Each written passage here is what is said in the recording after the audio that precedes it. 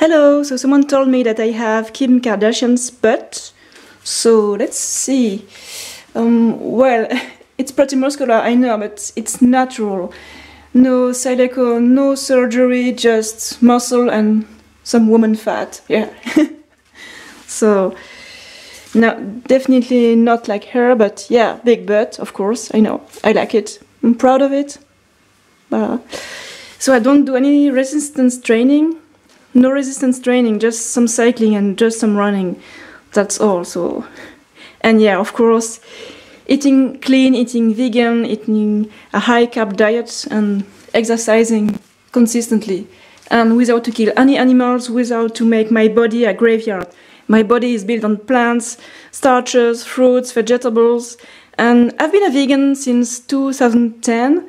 And I'm so happy, I'm energetic, and I'm healthy, so yeah. You don't need to eat animal products and do restrictive diets. You don't need to do that. Just eat lean, clean, exercise, yeah.